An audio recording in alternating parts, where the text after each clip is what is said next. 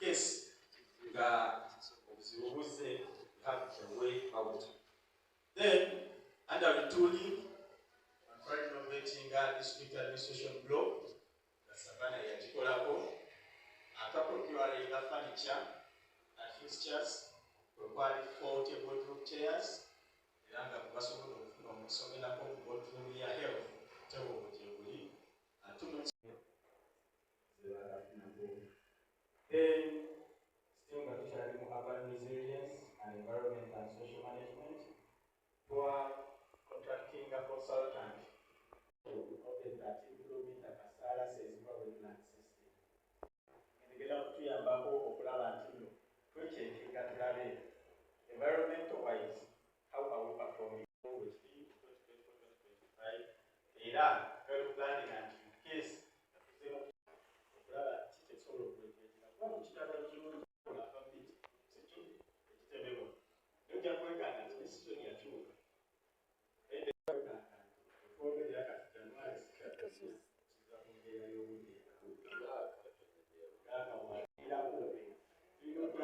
at least 20 minutes in environment here, then for some service for professional Hassan, then also consultancy services for the so to make a popular and get solar. There are also procurement of the consultant who got the corner district, then procurement of a plotter printer and also a water quality meter. This was just a repetition, but a plotter printer is again of Tiambako meeting up plans as a district. Then also procurement of assorted seedling spices and also procurement of colonial hybrid eucalyptus. Usually under climate resilience, we are going to manage in the council at the Salon Plan at least to see at age plan to Sao Tony. So Lawrence Ongeyo, regional nature consultancy service. Now we are going to get some lungi. Ya water quality meter, ya city side, then ya product printer, ya powerman, seasonal contractors. Kubanga mwakusalawo okubeera nti mugenda kubeera nga muli bamawulire mwebala okusalawo okulungi kubanga okusalawo okwo kuleeta eddoboozi oba amaloboozi ag'abantu abatalina aboogerera okumanya nti ddala balina obuki obuzibu kubanga mu bantu abakola advocacy ku bintu gavumenti gyepikinga on okubeera nga eyo concern mu kitundu abasooka be b'amawulire nga tuggyeko NGOs n'abo abantu ba community based organizations oba ne districts nga ba district councillors basobola okubeera ne bagamba nti emikono tetulina kino ekitambula mu systems naye abasinga obukulu baba baki b'amawulire mu kitundu mulimu njogera ekigambo kiki otatwale naye oyinza okugamba nti mu kitundu mulimu obwetaavu. For example, Honorable Bange okusinkana President ne wabaawo omukumwe eyayogera nti mu ddwaliro ly'Enkono abakyala bazaalira wansi, mu ddwaliro ly'e Namuganga abasawo tebakola olw'omukaaga, era mu malwaliro g'Enkono temuliimu ddagala. Kyalinga okuba omulanga eri His Excellency the President ategeera obuzibu obuli buki. However wrong the information was, naye omulanga baagukola ki mu bukyamu oba mu butuufu omulanga gwakola ki gwatuuka. N'olwekyo ndowooza kyabaddanyizaako okwogera nti as you are reportinga ekintu ky'onoonyerezaako abantu bangi bakuba akasa ng'enjogera y'ennaku zino bwekola ki ne bakuba akasa kaawo nga gwe yasunsula okubanga ow'amawulire mu kitundu nga tonafulumya mpulire eyo waliwo ne side B, noonyaako side B ogibuuze nti ddala kino kyebwogedde kyekituufu kubanga olw'olumu ate oyinza okufulumya eggulire mu bukyamu ne lifuuka ekiki ekizibu. So nze ndowooza nti kawo kyabadde agezaako okutegeeza nga bwe muwaayo amawulire sooke tumanye ddala amawulire gano ge bampadde matuufu. Olunaku olumu nali njagala genda mu kooti n'omukutu omu ogwa TV ennyo ate ne batasooka na kumpa budde kwogera ne batandika okufulumya ku TV zonna titatiza RDC Mukono. Nawulira nga ndi offended ne mpulira nga njagala kutwala luutu ddala, naye ne wabaawo abantu mu kitundu mubaamu abakulu ba elders ne bagamba no, RDC we can sit and discuss about this. Era mbutuufu ne tutuula ne tukyogerako kubanga bagamba nti omuntu okusonyiwa kwa muntu, nze nensonyiwa ne however much nze nga individual nasonyiwa, image, legacy, dignity eya RDC Mukono teyali clear kubanga kye nalina okukola is to task omukutu gugende ku clearing air on my legacy because wanyogerako ebitali biki. Naye nga lwaki wanyogerako? Because of corruption. Because omuntu akugwadde akasente akugamba kiteekeyo bantu kiteekeyo, olwo bwe tumukuba kino tujja kuba tumumaze, but oyonoona ekitiibwa ekya TV yo, ekitiibwa ekya radio okuweerereza n'ekitiibwa ekikyo ng'omuntu. Ffe bwe tubeera mu mikolo abantu abamu batugamba RDC tuleeta ani n'ani, leeta gundi. Omuntu omulaganzi oyo tomumbuulira yantama n'omugamba yakola ki? Yankuba eggulire effu. Waliwo radio nze nyebadde nga nkolerako nnyo kati ne bw'oba oyagala otya I can't step there. Lwaki? It didn't do research on me. A fair hearing. Mulinga balamuzi bwe ndowooza that there is a presenter yatuula ku ntebe ye n'atandika okukola fan of me nga buli kaseera hostinga abantu to abuse, to show the RDC that I'm corrupt era nkola ebintu ebitali mu mateeka. But government is always there to see. Baliwo okutunoonyerezaako okulaba kiki kye tukola oba kituufu oba kiki. At times you can just wrongly nga n'ekyomunaana wandibadde okifunaana mulamuzi wa kooti, nga n'ekyomunaana kukifunaana akola ki? Abantu bafuna empapula, bafuna buli kimu like the courts babasavinga ne bagana okurespondiga ne befuula abatali mu nsi. Now when we sit and take a decision, kati ate ab'amawulire kubanga akusisinkanye mukwano gwo kapo, you come out and obeera munene nnyo okwonoona erinnya ly'omuntu atudde mu office. We are holding offices as individuals, but we have a legacy behind us. Since I'm sure office is taking a decision, it will be contrary to what the office requires out of me. Whatever decision I take is the requirement of the office I hold. Kyenkolanga individual, seetaaga tutaala ng'akikola ki? Ng'akikola. So kindly nze kyembasaba, you are best in doing advocacy. Era kye bankugamba kaawo. Last week on Thursday, commissions a building which was extended at the Labour suit. It was renovated, extended, ne bateekamu ebitanda ebirungi nnyo ebyokuzaalirako, ne bateekamu ebikozesebwa ebirungi ennyo, ne batuma n'ebintu ebikozesebwa mu ba premature mu nursery ne babituwa Save the Mothers under Uganda Christian University. But ekyo kyava mu advocacy ab'amawulire gye bakola bwe yatambula Uganda yonna Save the Mothers ne balaba nga balina okujja otusika omukono, Save the Children nabo ne bajja okugaziya awabeera abaana ba premature era very soon nayo tugenda gye commissioninga. Aba World Food Program ne batuwa tent ennene zo tukyetaaga okuzimba base tent wegenda okukola ki? Okutuula. Naye kyaleeta ne Prime Minister w'eggwanga okujja nga President amutumye okwasa teyininga ow'amawulire kyeyayogedde kyaba n'ekituufu. However, tekyali kituufu. Kati tulina kupolishinga ffe abakola amawulire tugambe nti we should report the right things.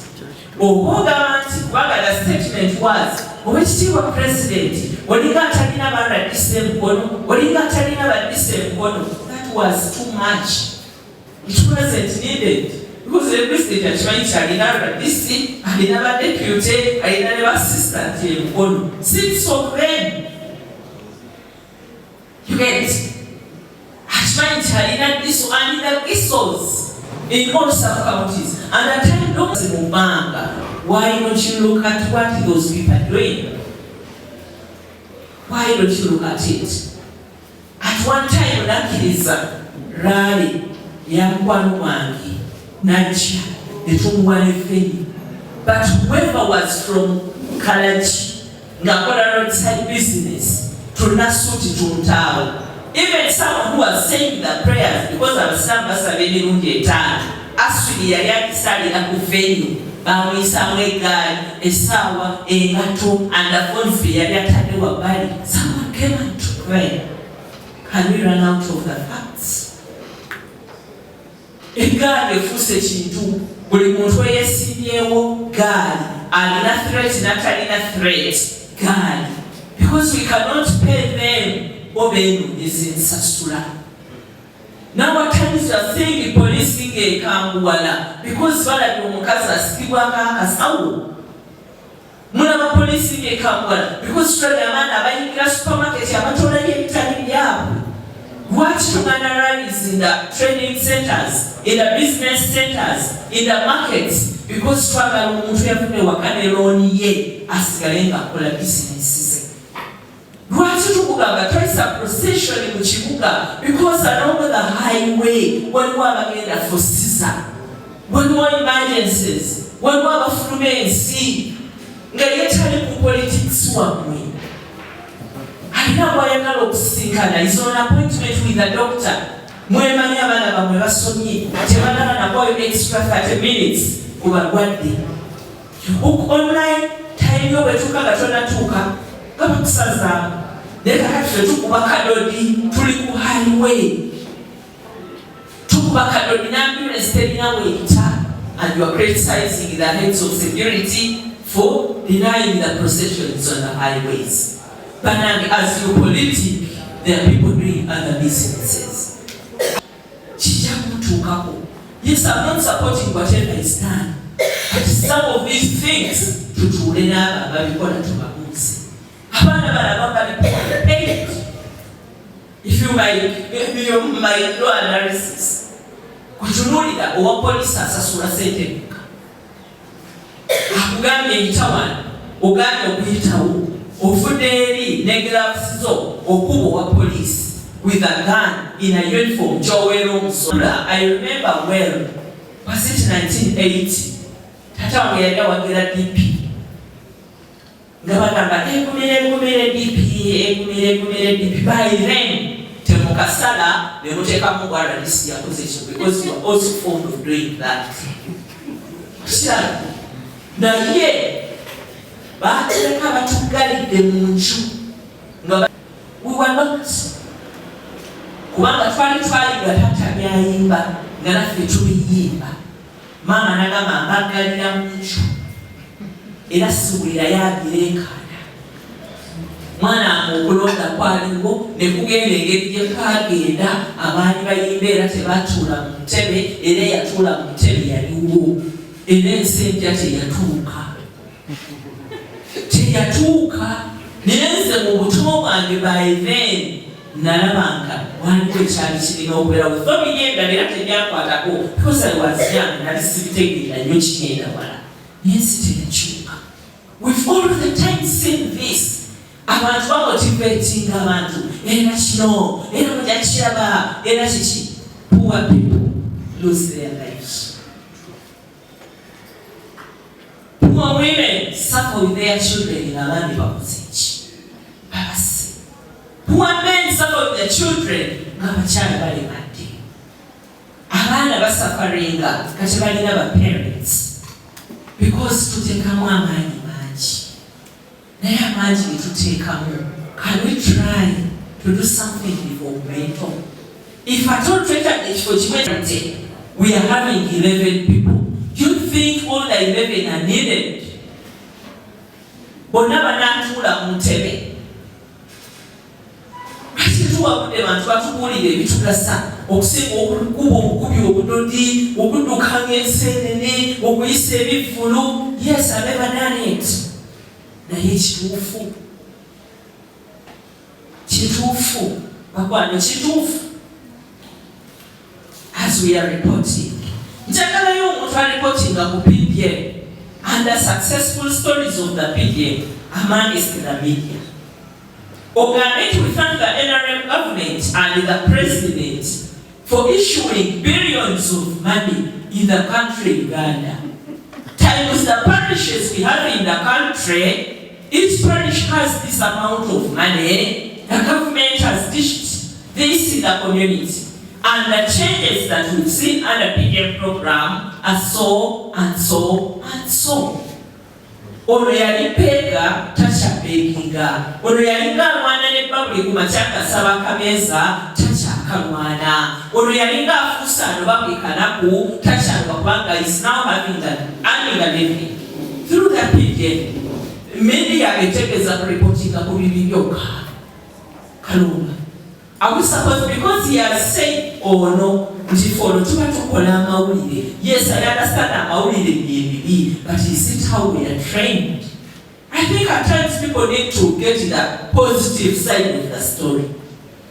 Naye wacholindaga manti parish chief w'enjiri bamukutega alidesenteza PPM mu mukono tulina ba parish chiefs 97. But what to put on over babiri nga baziridde, why don't you again speak about the 95 abataziridde? Lwaki oyogera biri negative? Speak about abaana betuzaalisa 25 kwasatu mu abatano mu General Hospital. You get up to the parents of the gynecologists that we have in the General Hospital. Advocate for it. Osama omuntu bw'anasoma ku sayidi entuufu enkyana agamba nti mbadde sijja kubawanga lotale ne kati kankola ki kambawe, because you're seeing what the General Hospital is doing for the community of Mukono and the Greater Mukono. Those people abalina obudde obutudde ku bitandasa. I think we are doing news for the people abategeera, because even the intelligent people read news and understand. I'm sorry, I might have gone far, but for me I think you can do the positive side of the story and you bring the negative side of the story. You can be an advocacy for the good things in the district. Like I always told this kind of guy here, why do you call me to go over the radio? Instead of okuletera amawulire bonna batulenga RDC ayogera ngubulire nti ku manifesto ya party gyenjogerera we have achieved 70%. Given the remaining period up to May, we shall have delivered to this tune. Katinabo mbulire nti omulala kwolesa wajjero kabali nakubulire nti their expectations ku manifesto yange zaali zino bwanchekinga anamangaza atadeliverance era naye akwe reasons to why anamangaza atakoze eki nokemugambe nti we are the implementer. Now we have to change the policy. You're not supposed to implement a manifesto which you did support, because when you are implementing it, like the PDM and yoga, we tried to be later, they said it's a political program. Kasate bebadi to them on the street. Bebadi implementing. Do you think they are implementing in good faith? So we need a policy change. So one, here you get the security. Right to go tear gas. When you expect about whether it's Mukono, no tear gas. But again, you could again wait out. Jaga Mumulire Mubaka Kubai, car ye, a Yayani, the Nagata, this Mukono is bad, and the DPC for changing our route. Has it ever happened? Mama, what time are we here? The route is the number was unclear. Chibuka. Never chigana, never never to the baga, never secretary and allow them. Never kidding. So again, what is wrong with it? gy'osazewo gye nkuwadde bayibuli nga mu mwana wasala ekyennyanja tomuwa muki. I was accepting with my root cause ndi wa mukono. Manyi how far it was root gye beewa. Manyi how disorganized it was because buli omu yali ayagala president wa mutuukeko. You get? Buli omu yali amwagala. Naye great yebaleeta okubanga ne ssaawa 3 za kiro zibasanga bali mu mukono. So is it a fault of the DPC? Is it a fault of the RDC? Whose fault was it? Era kikula tebakyogera. Awalayo n'abagamba batuusiza mu nsiko batukoze batya bati if you suggest to use the route you're suggesting finger security tetukola ki. At times ekikasuka kati ya gas is to disperse omukulu atambule. Because bakakasuka eri ewala bano abagaanidde mu kkuba abamuzibiye musajja watu naye aliko waba ayagala tambula. Yesu aliko waba ayagala tambula. Kyokolaba bwe bamublokinga bwabuka mu motoka ateekako kiki kikumya atuti bano abagenda okumuwerekera balooza nti yalaga teri bantu be bamulwisa mu kkubo. Kati kano kabanga kakatalist chemical reaction to happen. That chemical reaction happens with that kaboto. We kagenda eri mu maaso bano ne basikamu ne badduka for another 4 kilometers. Ate era ne bakakasuka era n'asimbula musajja watu atuuke gyakola ki kyalaga. Ebimu tubikondeminga like okwata emigono otandika okukubya abantu. I also condemn that. Si kirungi because human beings are not animals. Even animals have a right for not being beaten. Tubikondeminga. By the way, I condemn that.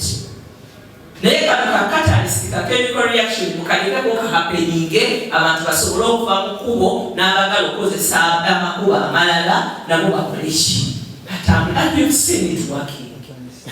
For something that disciplines someone, olina right ogikozesa abantu babeere nga bali ordinary in the society. Si bwe kiri.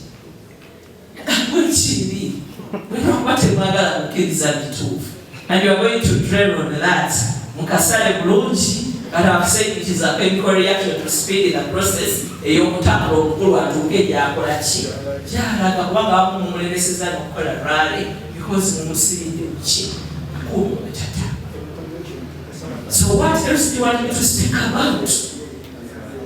Projects ezikoleddwa mu mukono kawazoogedde. Ne batugoba ne komiti ya World Bank. But here we are to celebrate the achievements of the Greater Kampala and the metropolitan area. We are here to celebrate the black roads that we are seeing, the tarmac roads. We are here to celebrate the multi-billion projects that we are going over with gotten through this GKMA project. So Gavana ati nze nanyange ekizimbe kyagaana naye kati ekizimbe kiwedde through GKMA. Through GKMA nga baselebratinga during my tenure as someone in where I've been ekizimbe kiwedde yogera lwaki kiwedde. Kasita mwakkiriza GKMA okujja sente tuzifune zaali zaamula ki ezaali zaamula.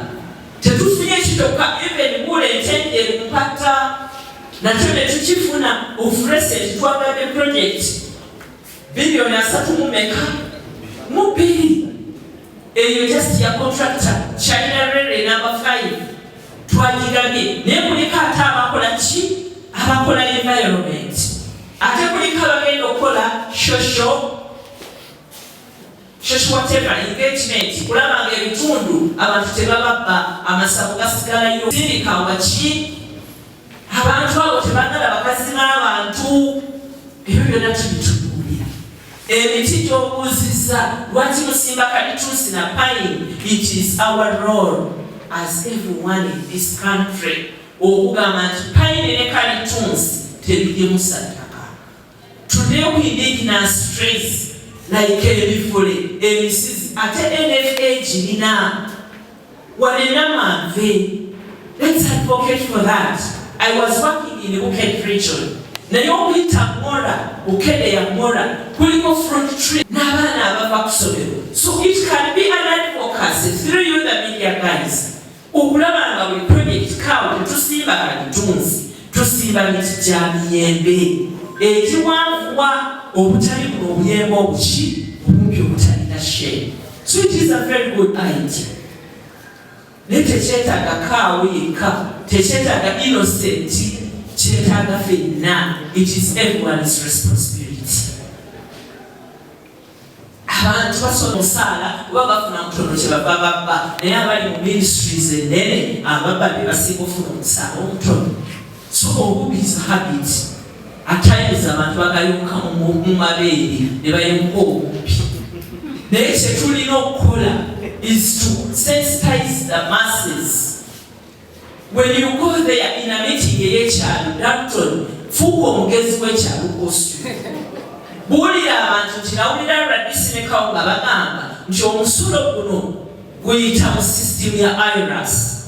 Bakwe PRN number weesasulireyo ssente zo oproducing evidence nti wasasula omusolo. Oyo omwomuluka asaba ssente omuntu azimba nga ne plan teyise mu physical planning department, you are doing a disservice to that person.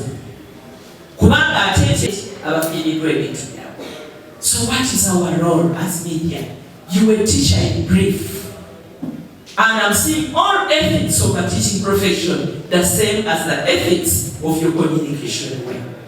So let's interpret, let's innovate, let's advance.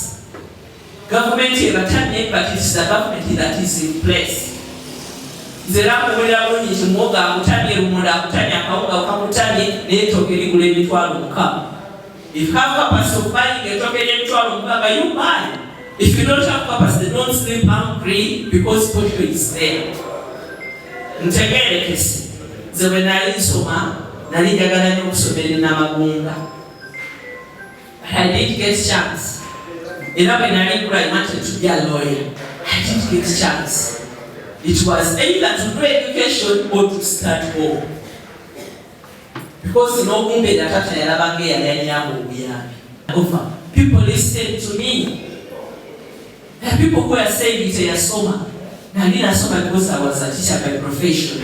I went back and studied and I'm still actually, I have that urge of going back and so when you get new, I do a profession here, right? My pastor one coverage. Tebalina nyoba. Ate government tenda bakola mu bibina ebiri dala. So I just need my government okufaayo okuba empowering bafunire ddala saaku zaabwe mwe bajja ssente bakole business ezitegeerekeka because ezibabagamba oba was just little money. We need to plan for them. Ezendo nga bazina naye tezaamala era kati tosobola nazifuna. Naye ne bagenzi wamuzeeri yabasuubiza akantu naye nabagamba bakole saako. I don't know whether mani ntegereza zamba abayambye okukola saako yaabwe. Kati betaaga okuyambwa. Naye ate walina abalina expertise esukka ku ekyo abeetaaga okuba nga baggyibwamu bagende bafune we basobola okutuula babeere nga bakola advocacy programs eza gavumenti. Thank you.